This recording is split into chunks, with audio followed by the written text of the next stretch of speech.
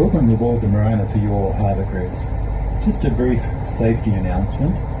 Now please be aware that there are life jackets in the marked compartments at the front of the vessel as well as upstairs, and in the event of an emergency please take direction from the crew. Thank you. Now this settlement of Port Arthur of course was a notorious prison, officially a secondary punishment station, a place where they incarcerated what were considered to be the most incorrigible or incurable criminals within this colony of Van Diemen's Land. Now the general scheme of this place of course was that men would be put to hard labour gathering raw materials, and other men would be put to task making things from those raw materials. Port Arthur always had an industrial side. Now the most plentiful and most valuable raw material here was timber. Various species of eucalypts, which were described as being 150 feet to the first branch. Convicts produced anything from broomsticks to boats and ships, and this clearing we're coming alongside on your left-hand side is the dockyard, where they produced around 200 vessels altogether. The majority of these were longboats or whale boats. Whaling was a major industry in this early colony of Van Diemen's Land, so you can imagine craft like that being in big demand, and ships would travel from all over the world to hunting these very fertile waters. A longboat is a very similar craft, but they were used to transport goods and personnel around the bays and inlets of this early colony, when travel across country was often quite difficult, if not totally impossible. But they built larger ships as well. The largest ship built at Port Arthur was 286 tons. She was also the largest ship built in the colony at that point in time. And what you can see sitting in one of the old slipways is an artist's sculptural representation of one of those craft under construction. Now the operation at the dockyard was fairly independent of the rest of Port Arthur. They had their own blacksmith shops where they could make their own metal fittings and fastenings. They had their own saw pits. They used to use steamers. Steamers allowed the timbers to be heated up, makes them more pliable so they can be bent to the appropriate shapes. Up the back of that complex was a big shed where they used to cut and sew the canvas sails as well as make up the rigging, and of course all of this was under the watchful eye of a master shipwright, the first being John Watson and later David Hoy, who used to live in that white weatherboard building, one of the oldest surviving wooden buildings in Port Arthur. Now there was never a problem with the quality or quantity of produce here. The major problem was the ships were very well built, but they were also very cheaply built. They were often sold on the open market for what would be, for a private shipwright, almost cost price. And you can understand that these private entrepreneurs were a bit upset by that. They protested through the Lieutenant Governor's Department and finally had their case heard, that they couldn't compete with convict labour in a settlement like this. So eventually the dockyard was closed down in 1848, but not before they had produced 200 boats and ships, and they also used to carry out very handy and timely repairs when the ships around the coast experienced a difficulty. Now it's quite a pleasant walk. When we enter the dockyard, you just hop onto the road above the jetty, walk along a nice tree-lined avenue and you're there. I recommend take your camera because there are some lovely images to be captured looking out across the bay.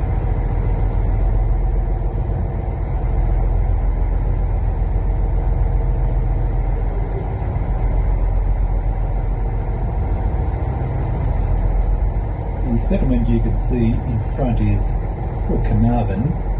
It originally started as a few fishermen's shacks and weekenders, but it is a residential area now. But it was actually the site of their brickfields where they used to gather the clay and fire their bricks. They could make tens of thousands per month if it was necessary, and it quite often was. If you keep on following that road, you can make it to Safety Cove, which is an absolutely beautiful beach, and further on, of course, is the lookout and remarkable cave. Not much of a detour, but it's well worth the look. And we're travelling towards a headland which is called Point Puer. It's spelled P-U-E-R, which is Latin for youth or boy. It was named as such in 1834 when they established a specifically designed juvenile prison here. It was the first sanctioned juvenile prison under British control, And the average age of a convict was around 12 to 15, but the youngest of them were only 9 years of age. They were the pickpockets, the petty thieves, who came from the larger industrial towns of Great Britain, but the majority seemed to have come from London and the London districts. And they were the artful dodgers, but very much the real thing. People are often appalled at the fact that they were transporting children as young as 9, but the sadder fact is that the age of responsibility in Britain at this time was age 7. A boy or girl caught and convicted could be thrown into jail at that age, but the problem was it was the same jails for everybody, men, women and children. These places were grossly overcrowded, they were rife with corruption, and the thinking people of the day figured that these young people were actually learning more about the ways of crime within the walls of the prison than they were on the outside. They called these places universities of crime. Lieutenant Governor Arthur was made aware of a similar circumstance with boys being transported to Van Diemen's Land and spending considerable time in the Hobart Barracks in contact with established criminals. So the idea of Point Bull was born, and ably assisted by his commandant, Captain Charles O'Hara Booth, they set about trying to change the system. The idea, of course, prime purpose, was to keep the boys well away from the corrupting influence of adult convicts, and particularly those at Port Arthur. They could be taught how to read and write, basic arithmetic, taught trades like carpentry, boot and shoe making, barrel making, a bit of boat building in the early days, stone cutting. Now most of this stonework in the Port Arthur Church and Military Guard Tower would have been carved by these boys, and we assume it's the rougher work that you'll see on the inside of these buildings rather than the finer work on the facings. Of course, they received religious instruction as well. This was moral reformation, and it was compulsory.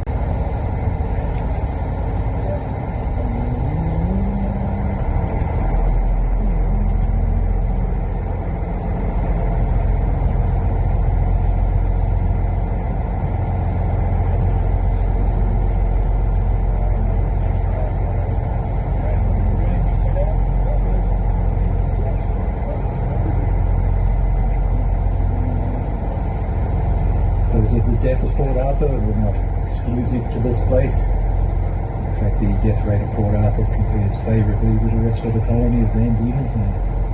Life was hard for all people. The difference is that Port Arthur was designed to be hard, a secondary punishment station. Work accidents were fairly frequent. Men working in the timber gangs of the quarries suffer fatal accidents, men hit by falling trees and branches and so on. These men were wearing leg irons, which meant if anything went wrong, they didn't have much opportunity to get out of the way of falling branches and trees. Drownings were fairly common. There was a time in history when not many people could swim, and there was always a lot of activity on or around water.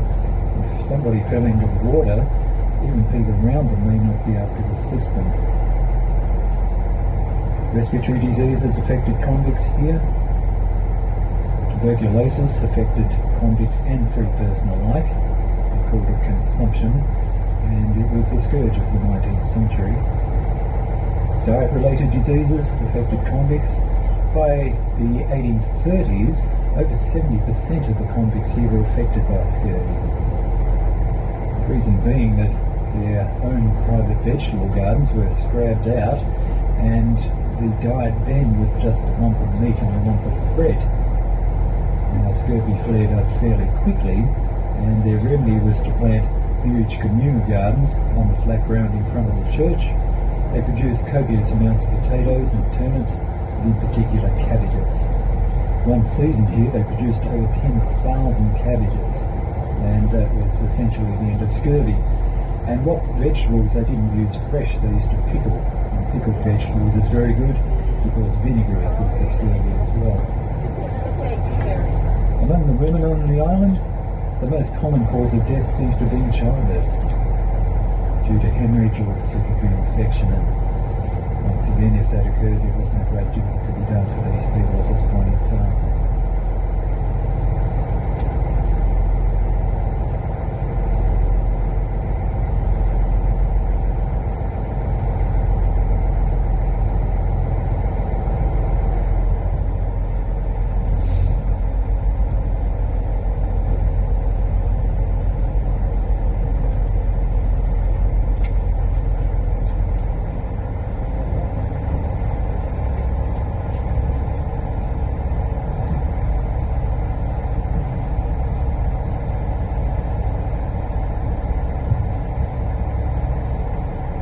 Now travelling back towards the main settlement, of course, this harbour was very safe, very sheltered and fine anchorage.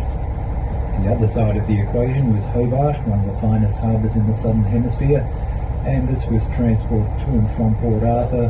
It is 42 nautical miles from Hobart, and it can be completed in a number of hours, and for most of the year completed in daylight.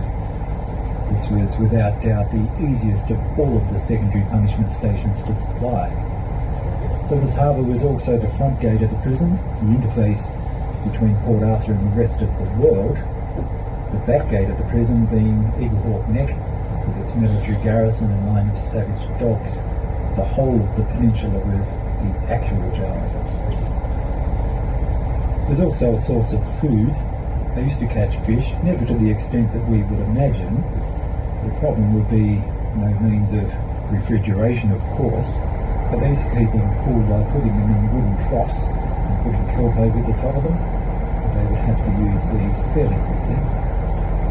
Also, on any given day, there would be traffic to and from around the harbour. Commandant might be travelling over to Point Gore on his duty, a doctor might be travelling over to Point Gore or another part of the settlement.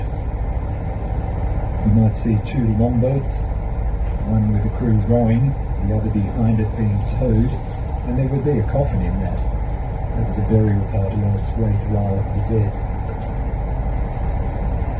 Now we'll have you back on shore shortly, folks, and on behalf of crew and captain, I wish you an interesting and pleasant day. Thank you.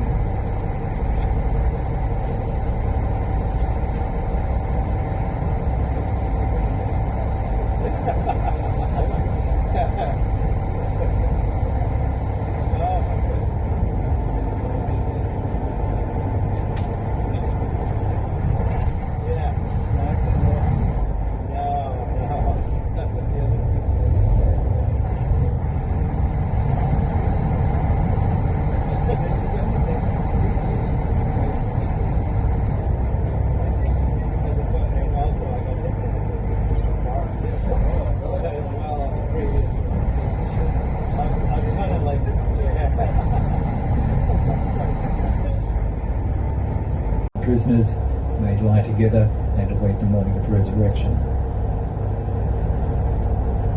Folks, just to interrupt our commentary for a moment, we will soon be docking at Isle of the Dead, and we have some visitors on board who will be disembarking for a tour with our guide. If those people could please have their tickets ready, we'll be checking those before you leave the vessel. We also ask if you could use the sanitisers before disembarking. Now this call is only for those people with the specific Isle of the Dead tour tickets. For everybody else, if you could please leave the passageways clear and stay away from any doors, this will enable our crew to safely carry out their docking procedures, and as soon as we've completed this operation, we will continue with the rest of our harbour cruise. Thank you.